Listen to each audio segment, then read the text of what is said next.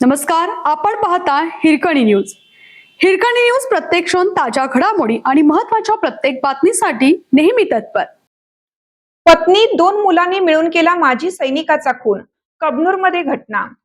इचलकरंजी शहरालगतच्या कबनूरमध्ये एका माजी सैनिकाचा पत्नी व 2 मुलांनी मिळून खून केल्याचा धक्कादायक प्रकार उघडकीस आला. धारदार शस्त्राने पाठीत खोलवर वार झाल्याने बाळू बापू बामणे वय 58 राहणार शिवाजी कॉर्नर कबनूर यांचा जागीच मृत्यू झाला. सुरुवातीला पत्नी आणि मुलांकडून हा मृत्यू काचेच्या टेबलवर पडल्याने झाल्याचा बनाव करण्यात आला होता. मात्र शिवाजीनगर पोलिसांच्या सतर्क तपासामुळे खून उघडकीस आला आहे. या प्रकरणी अमोल गणपती बामणे वय 37 राहणार सहारानगर रुई तालुका हातकणंगले यांनी फिर्याद दिली आहे. त्यानुसार पोलिसांनी पत्नी सुनीता बाळू बामणे वय 45 तसेच मुले यश बाळू बामणे वय 20 आणि ओम बाळू बामणे वय 23 या तिघांना अटक केली आहे. त्यांना 4 दिवसांची पोलीस कोठडी मिळाली आहे.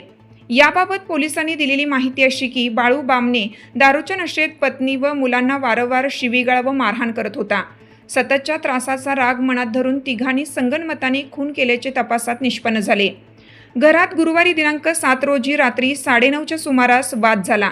त्यावेळी तिघांनी मिळून बामणे यांना लाथाबुक्क्यांनी मारहाण केली. त्यानंतर त्यांच्या पाठीवर धारदार चाकूने वार केले. गंभीर जखमी अवस्थेत त्यांना तिघांनी प्रथम एका खासगी रुग्णालयात दाखल केलं. तेथून आयजीएम रुग्णालयात नेले. मात्र उपचारापूर्वीच त्यांचा मृत्यू झाला. तिघांनी पोलिसांसमोर दारूच्या नशेत काचेच्या टेबलावर पडल्याने मृत्यू झाल्याची माहिती दिली. मात्र मृताच्या पाठीवरील खोल जखमा पाहून पोलिसांना संशय आला. गुन्हे शोध पथकाने घटनास्थळाची पाहणी केली. घरात रक्ताचा सडा, रक्ताने भिजलेले अंथरूण असं स्पष्ट पुरावे मिळाले. यानंतर पोलिसांनी तिघांची स्वतंत्र चौकशी केली तेव्हा खुनाची कबुली दिली. पोलिसांनी चाकू जप्त केला.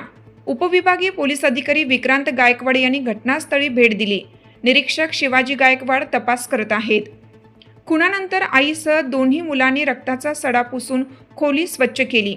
खुनासाठी वापरलेला धारदार चाकू घरापासून काही अंतरावरील निर्जन ठिकाणी लपवून ठेवला. मात्र तपासात हा सारा प्रकार उघड झाला असे पोलिसांनी सांगितले. आणि सबस्क्राइब करायला विसरू नका आणि रहा अपडेट.